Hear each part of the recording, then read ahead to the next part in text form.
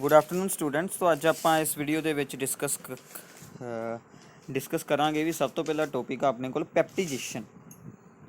तो पैप्टिजेशन दे विच की हुंदा, पैप्टिजेशन हुंदी की है process of converting a freshly prepared precipitates. किसी रिएक्शन दे विच कोई प्रेसपीटेट फॉर्म होए, ठीक है ना, freshly prepared into colloidal form. आपां उस प्रैसपीटेट्स नूं colloidal solution they which change करना, मतलब कि उन्होंने दोबारा सोल्यूशन दे विच डिजोल्व करना, बट उन्हां दा साइज़ अगे नालों थोड़ा जिहा इनक्रीज़ हो जाना पार्टिकल्स का। आपां की करना, simply colloidal form by addition of suitable electrolyte मतलब जिद्दां NaCl KCl वगैरह वो च आपां ऐड करने आ ताकि उहदा दोबारा तो कोलाइडल सोल्यूशन बन जाए जिहड़े उहदे विच प्रैसपीटेट बने सी। This is called पैप्टिजेशन।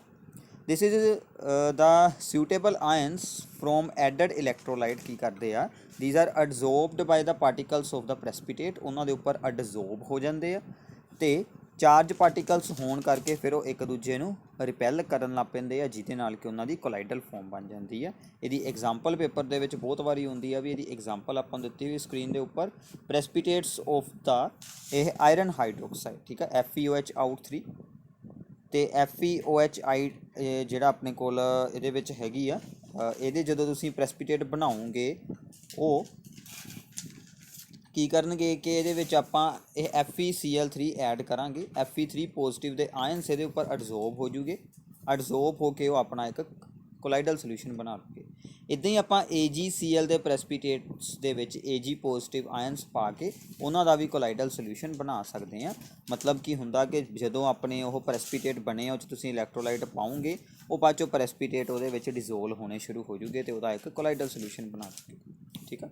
इस तो अगला मैथड सीगा भी तुसीं कोलाइडल सोल्यूशनस नूं साफ किदां कर सकते हैं। सब तो वधिया एग्जाम्पल हैगी डायलिसिस, ठीक है।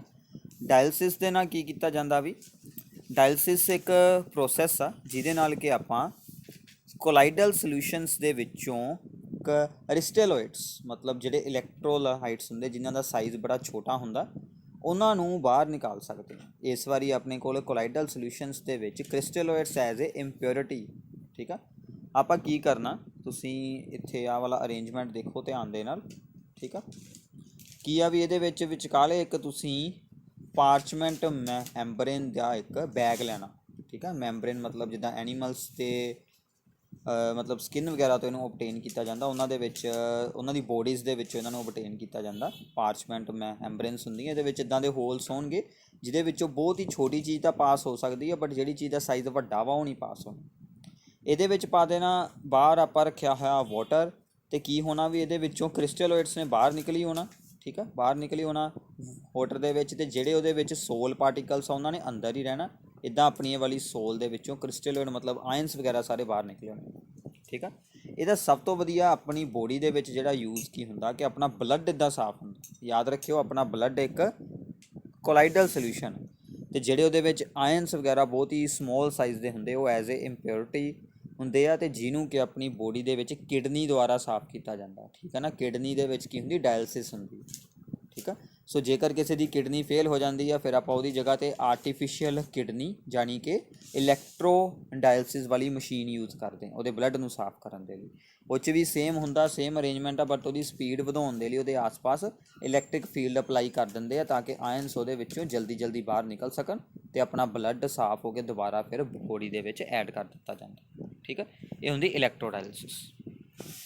इस तो बाद आ गई भी ब्राउनियन मूवमेंट। ब्राउनियन मूवमेंट की है भी जिहड़े अपने कोल कोलाइडल पार्टिकल्स होंदे ना उन्होंने एक जिग जैग मोशन होंदा। जिग जैग मतलब रैंडमली मोशन आ भी इधर नूं गया फिर इधर नूं गया, कोई अपने कोल डिफाइंड नहीं पाथ हैगा, किसी भी डायरैक्शन दे विच मूव हो सकते, इनूं आपां कहने आ जिग जैग मोशन, ठीक है। तो इस मोशन का रीजन की हुंदा क्योंकि वो जिहड़े उहदे विच पार्टिकल्स होंदे ना वो आपस दे विच ही बंबार्ड करते रहंदे आ, वो एक दूजे दे नाल मतलब स्ट्राइक करते रहंदे। मान लो तुसीं बॉल्स रखियां हुई, एक बॉल इधरों आई है एक बॉल इधरों आई, वो एक दूजे नाल स्ट्राइक हुई, ठीक है। फिर उन्होंने अपने रास्ते चेंज कर ले स्ट्राइक होने तो बाद इदां ही एक दूजे नाल स्ट्राइक हो के अपना एक रैंडम मोशन बना लेंदियां। सो मेन रीजन की है, this is due to the unbalanced bombardment of the particles, ठीक है। ये हुंदी अपनी ब्राउनियन मूवमेंट, जिगजैग मोशन जिन्हों आप बोल देते हैं। Next is the टिंडल effect. ये सारिया चीज़ां तुसीं छोटियां क्लासां विच भी रीड कीतियां हुई। ਟਿੰਡਲ ਇਫੈਕਟ ਕੀ ਆ ਕਿ ਜਦੋਂ ਆਪਾਂ ਇਹ ਸਕੈਟਰਿੰਗ ਹੋਣ ਕਰਕੇ, ਠੀਕ ਆ ਨਾ, ਕੋਲਾਈਡਲ ਪਾਰਟੀਕਲਸ ਦੇ ਮੂਵਮੈਂਟ ਨੂੰ ਦੇਖ ਸਕੀਏ, ਮਤਲਬ ਆਈਜ਼ ਦੇ ਨਾਲ। ਜਿੱਦਾਂ ਫੋਰ ਐਗਜ਼ਾਮਪਲ ਕਿ ਆਪਾਂ ਸਵੇਰੇ ਸਵੇਰੇ ਦੇਖਾਂਗੇ ਕਿ ਕਿਸੇ ਬਰੀਕ ਹੋਲ ਦੇ ਵਿੱਚੋਂ ਸੂਰਜ ਦੀ ਰੋਸ਼ਨੀ ਆਉਂਦੀ ਹੋਵੇ ਅਤੇ ਆਪਾਂ ਰੂਮ ਦੇ ਵਿੱਚ ਹਵਾ ਦੇ ਵਿੱਚ ਜਿਹੜੇ ਡਸਟ ਪਾਰਟੀਕਲਸ ਹੁੰਦੇ ਉਹਨਾਂ ਨੂੰ ਵੇਖ ਸਕਦੇ ਹੁੰਦੇ ਆ, ਠੀਕ ਆ ਨਾ। ਸੂਰਜ ਦੀ ਰੋਸ਼ਨੀ ਕਿਸੇ ਬਰੀਕ ਜਿਹੇ ਹੋਲ ਦੇ ਵਿੱਚੋਂ, ਦਰਵਾਜ਼ੇ ਦੇ ਛੋਟੇ ਜਿਹੇ ਹੋਲ ਦੇ ਵਿੱਚੋਂ ਆਉਂਦੀ ਹੋਵੇ ਅਤੇ ਰੂਮ ਦੇ ਵਿਚਲੇ ਤੁਸੀਂ ਡਸਟ ਪਾਰਟੀਕਲਸ ਨੂੰ ਆਈਜ਼ ਨਾਲ ਵੇਖ ਸਕਦੇ ਹੁੰਦੇ ਆ। ਉਹ ਜਿਹੜੇ ਡਸਟ ਪਾਰਟੀਕਲਸ ਇੱਧਰ ਉੱਧਰ ਮੂਵ ਕਰਦੇ ਹੁੰਦੇ, ਉਹ ਉਹਨਾਂ ਦਾ ਇੱਕ ਰੈਂਡਮ ਮੋਸ਼ਨ ਆ, ਅਤੇ ਇਸ ਫਿਨੋਮੀਨੇ ਨੂੰ ਆਪਾਂ ਕੀ ਕਹਿੰਦੇ, ਟਿੰਡਲ ਇਫੈਕਟ ਬੋਲਦੇ ਹਾਂ, ਠੀਕ ਆ। ਇਹ ਸਿਰਫ ਕੋਲਾਈਡਲ ਸੋਲਿਊਸ਼ਨ ਨਾਲ ਹੀ ਸ਼ੋ ਹੁੰਦਾ, ਕਿਉਂਕਿ ਉਹਨਾਂ ਦੇ ਨਾਲ ਹੀ ਸਕੈਟਰਿੰਗ ਹੋ ਸਕਦੀ, ਠੀਕ ਆ। ਇਹਦੇ ਬਾਰੇ ਤੁਸੀਂ ਆਪ ਰੀਡ ਕਰਨਾ ਕਿ ਟਿੰਡਲ ਇਫੈਕਟ ਕੀ ਹੁੰਦਾ। ਇਹਦੀ ਉਹਨਾਂ ਨੇ ਇੱਥੇ ਐਗਜ਼ਾਮਪਲ ਆਪਾਂ ਨੂੰ ਇੱਕ ਬਹੁਤ ਵਧੀਆ ਦਿਖਾਈ ਹੋਈ ਹੈ। ਕਹਿੰਦਾ ਤੁਸੀਂ ਇੱਦਾਂ ਕਰੋ, ਇੱਕ ਯੂਜ਼ ਕਰ ਲਓ ਤੁਸੀਂ ਇਹਦੇ ਵਿੱਚ ਟਰੂ ਸੋਲਿਊਸ਼ਨ, ਠੀਕ ਆ, ਅਤੇ ਇੱਕ ਤੁਸੀਂ ਯੂਜ਼ ਕਰ ਲਓ ਇਹਦੇ ਵਿੱਚ ਇਹ ਕੋਲਾਈਡਲ ਸੋਲਿਊਸ਼ਨ, ਠੀਕ ਆ। ਦੋਨਾਂ ਦੇ ਵਿੱਚੋਂ ਤੁਸੀਂ ਇੱਕ ਬੀਮ ਆਫ ਹਾਈਟ ਨੂੰ ਪਾਸ ਕਰਵਾਓ। ਰਿਊ ਸੋਲਿਊਸ਼ਨ ਦੇ ਵਿੱਚ ਉਸ ਬੀਮ ਆਫ ਹਾਈਟ ਦਾ ਰਾਸਤਾ ਆਪਾਂ ਨੂੰ ਨਹੀਂ ਵਿਖੂਗਾ, ਨੋਟ ਵਿਜ਼ੀਬਲ, ਬਟ ਕੋਲਾਈਡਲ ਸੋਲਿਊਸ਼ਨ ਦੇ ਵਿੱਚ ਤੁਸੀਂ ਉਸ ਰੋਸ਼ਨੀ ਨੂੰ ਸਾਫ਼-ਸਾਫ਼ ਦੇਖ ਸਕਦੇ ਹੋਵੋਗੇ, ਕਿਉਂਕਿ ਸਕੈਟਰਿੰਗ ਹੋ ਜਾਣੀ। ਸੇਮ ਜਿੱਦਾਂ ਮੈਂ ਤੁਹਾਨੂੰ ਸੂਰਜ ਵਾਲੀ ਐਗਜ਼ਾਮਪਲ ਦਿੱਤੀ ਸੀ, ਸੂਰਜ ਦੀ ਰੋਸ਼ਨੀ ਵਾਲੀ, ਡਸਟ ਪਾਰਟੀਕਲਸ ਵਾਲੀ, ਉੱਦਾਂ ਹੀ ਸੇਮ ਆਪਾਂ ਇਹਨੂੰ ਵੇਖ ਸਕਦੇ ਹੋਵਾਂਗੇ, ਠੀਕ ਆ। ਅਤੇ ਇਸ ਤੋਂ ਇਲਾਵਾ ਕੀ ਹੁੰਦਾ ਵੀ ਇਹਦੇ ਵਿੱਚ ਆਪਣੇ ਕੋਲ ਜਿਹੜੀਆਂ ਕੰਡੀਸ਼ਨਸ ਆ ਟਿੰਡਲ ਇਫੈਕਟ ਨੂੰ ਅਬਜ਼ਰਵ ਕਰਨ ਦੀਆਂ, ਇੱਕ ਤਾਂ ਕਹਿੰਦਾ diameter of the dispersed phase particles, ਜਿਹੜਾ ਆਪਾਂ ਵਿੱਚ ਡਿਸਪਰਸ ਕੀਤਾ ਹੋਇਆ, ਜਿਹੜੀ ਚੀਜ਼ ਉੱਪਰੋਂ ਦੀ ਵਿੱਚ ਐਡ ਕੀਤੀ ਹੈ, is not much smaller than the wavelength of the light. ਮਤਲਬ ਉਹਦਾ ਸਾਈਜ਼ ਜ਼ਿਆਦਾ ਛੋਟਾ ਨਹੀਂ ਹੋਣਾ ਚਾਹੀਦਾ। ਜੇਕਰ ਜ਼ਿਆਦਾ ਛੋਟਾ ਹੋ ਗਿਆ ਫਿਰ ਉਹਨੇ ਆਟੋਮੈਟਿਕਲੀ ਕੀ ਬਣ ਜਾਣਾ ਵਾ, ਟਰੂ ਸੋਲਿਊਸ਼ਨ ਬਣ ਜਾਣਾ, ਫਿਰ 'ਚ ਸਕੈਟਰਿੰਗ ਹੀ ਨਹੀਂ ਹੋ ਪਾਉਣੀ। Refractive indexes of the dispersed phase and dispersion medium, ਜਿਹੜੀਆਂ ਦੋ ਚੀਜ਼ਾਂ ਨੂੰ ਇੱਕ ਦੂਜੇ ਵਿੱਚ ਆਪਾਂ ਇਹਦੇ ਵਿੱਚ ਮਿਕਸ ਕੀਤਾ ਹੋਇਆ, ਉਹਨਾਂ ਦੋਨਾਂ ਦਾ ਰਿਫਰੈਕਟਿਵ ਇੰਡੈਕਸ ਦੇ ਵਿੱਚ ਕਾਫੀ ਜ਼ਿਆਦਾ ਡਿਫਰੈਂਸ ਹੋਣਾ ਚਾਹੀਦਾ, ਡਿਫਰ ਲਾਰਜਲੀ ਇਨ ਮੈਗਨੀਟਿਊਡ। ਇਹ ਦੋ ਆਪਣੇ ਕੋਲ ਕੰਡੀਸ਼ਨਸ, ਠੀਕ ਆ ਵੀ। ਇਸ ਤੋਂ ਬਾਅਦ ਆ ਵੀ ਆਪਣੇ ਕੋਲ ਇਲੈਕਟ੍ਰੋਫੋਰੈਸਿਸ। ਇਲੈਕਟ੍ਰੋਫੋਰੈਸਿਸ ਕੀ ਹੁੰਦੀ ਆ? ਇਹਦੇ ਨਾਲ ਤੁਸੀਂ ਕਿਸੇ ਵੀ ਕੋਲਾਈਡਲ ਸੋਲਿਊਸ਼ਨ ਦੀ ਕੋਗੂਲੇਸ਼ਨ ਕਰਵਾਉਂਦੇ ਆ, ਮਤਲਬ ਉਹਦੇ ਵਿੱਚੋਂ ਕੋਲਾਈਡਲ ਪਾਰਟੀਕਲਸ ਨੂੰ ਅਲੱਗ ਆਪਾਂ ਇੱਕ ਜਗ੍ਹਾ 'ਤੇ ਇਕੱਠਾ ਕਰਵਾ ਸਕਦੇ ਹਾਂ, ਠੀਕ ਆ। ਯੂਜ਼ ਕੀ ਕਰਨਾ, ਸਿੰਪਲ ਜਿਹਾ ਕੰਮ ਆ। ਕਹਿੰਦਾ ਆਪਾਂ ਇਲੈਕਟ੍ਰਿਕ ਫੀਲਡ ਅਪਲਾਈ ਕਰ ਦੇਣੀ ਆਸ-ਪਾਸ, ਠੀਕ ਆ। ਇਸ ਤੋਂ ਪਹਿਲਾਂ ਤੁਸੀਂ ਇਹ ਗੱਲ ਯਾਦ ਰੱਖਣੀ ਆ ਵੀ ਕੋਲਾਈਡਲ ਪਾਰਟੀਕਲਸ ਦੇ ਉੱਪਰ ਨਾ ਚਾਰਜ ਹੁੰਦਾ ਹਮੇਸ਼ਾ, ਪੋਜ਼ੀਟਿਵ ਜਾਂ ਫਿਰ ਨੈਗੇਟਿਵ, ਕੋਈ ਵੀ ਚਾਰਜ ਹੁੰਦਾ, ਠੀਕ ਆ।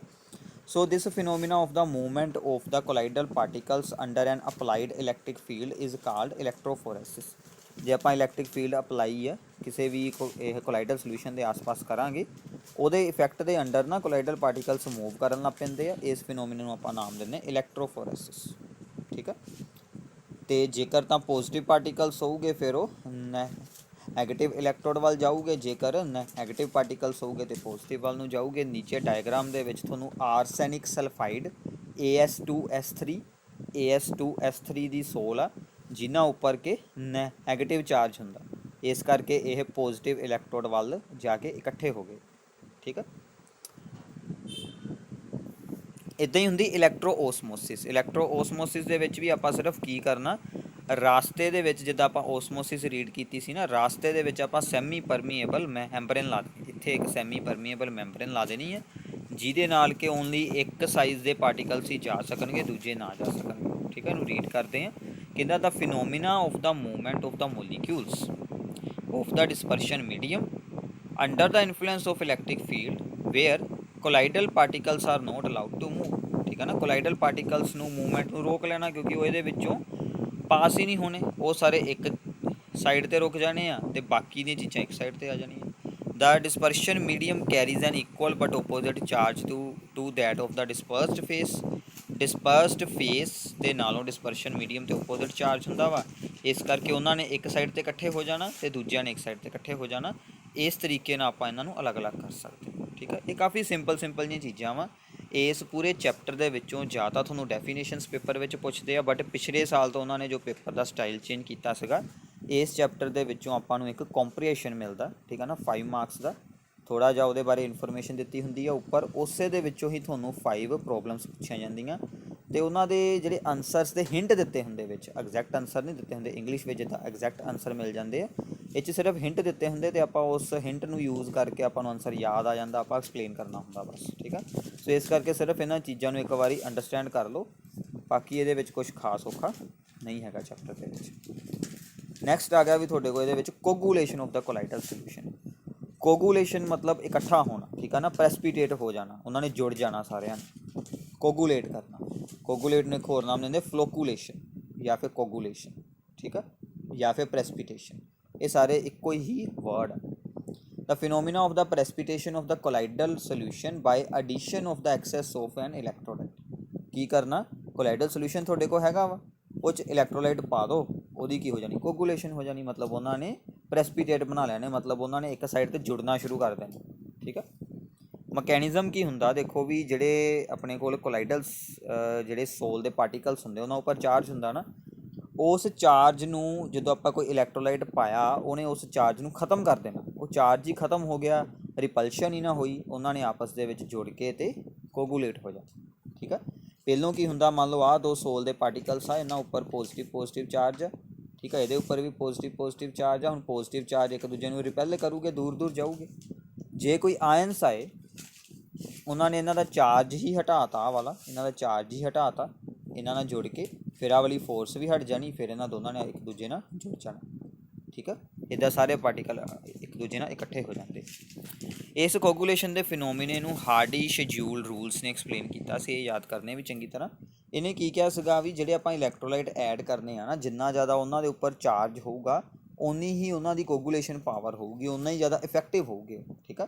Greater is the valency of the oppositely charged ions of the electrolyte, greater will be its coagulation power, ਉਨੀ ਜ਼ਿਆਦਾ ਉਹ ਕੋਗੂਲੇਸ਼ਨ ਕਰਵਾਊਗੀ, ਠੀਕ ਆ। ਮੰਨ ਲਓ ਜੇ ਆਪਾਂ 2 ਗ੍ਰਾਮ ਇਲੈਕਟ੍ਰੋਲਾਈਟ ਪਾਇਆ, ਹੋ ਸਕਦਾ ਕਿ ਉਹ ਸਾਰੀ ਸੋਲ ਦੀ ਹੀ ਕੋਗੂਲੇਸ਼ਨ ਕਰਵਾ ਦੇਣ ਜੇ ਉਹਨਾਂ ਉੱਪਰ ਚਾਰਜ ਬਹੁਤ ਜ਼ਿਆਦਾ ਵਾ, ਠੀਕ ਆ। ਥੋੜ੍ਹਾ ਚਾਰਜ ਆ ਤੇ ਆਪਾਂ ਨੂੰ ਜ਼ਿਆਦਾ ਪਾਉਣਾ ਪੈਣਾ, ਜ਼ਿਆਦਾ ਚਾਰਜ ਆ ਤੇ ਆਪਾਂ ਨੂੰ ਥੋੜ੍ਹੇ ਅਮਾਊਂਟ ਦੇ ਵਿੱਚ ਹੀ ਕੰਮ ਹੋ ਜਾਊਗਾ। ਤੇ ਆਇਨਸ ਜਿਹੜੇ ਓਪੋਜ਼ਿਟਲੀ ਚਾਰਜ ਹੋਣੇ ਚਾਹੀਦੇ ਸੋਲ ਤੋਂ, ਉਹੀ ਸਿਰਫ ਇਹ ਕੋਗੂਲੇਸ਼ਨ ਕਰਵਾ ਸਕਦੇ, ਠੀਕ ਆ। ਇੱਥੋਂ ਤੱਕ ਸੀਗਾ ਵੀ ਤੁਹਾਡੇ ਕੋਲ ਕੋਗੂਲੇਸ਼ਨ, ਅਤੇ ਇਸ ਚੈਪਟਰ ਦੇ ਹਾਰਡਲੀ 1 ਜਾਂ 2 ਟੋਪਿਕ ਹੀ ਹੋਰ ਹੋਣਗੇ, ਬਾਕੀ ਇਹ ਤੁਹਾਡਾ ਵੀ ਸਾਰਿਆਂ ਦਾ ਕੰਪਲੀਟ ਆ। ਅਤੇ ਤੁਸੀਂ ਹੁਣ ਇੱਥੋਂ ਤੱਕ ਸਾਰਿਆਂ ਨੇ ਵੀ ਕੱਲ੍ਹ ਨੂੰ ਯਾਦ ਕਰਨਾ, ਪਲੀਜ਼ ਇਹਨੂੰ ਨੋਟ ਡਾਊਨ ਕਰ ਲਓ ਅਤੇ ਇਸ ਚੀਜ਼ ਨੂੰ ਚੰਗੀ ਤਰ੍ਹਾਂ ਅੰਡਰਸਟੈਂਡ ਕਰੋ।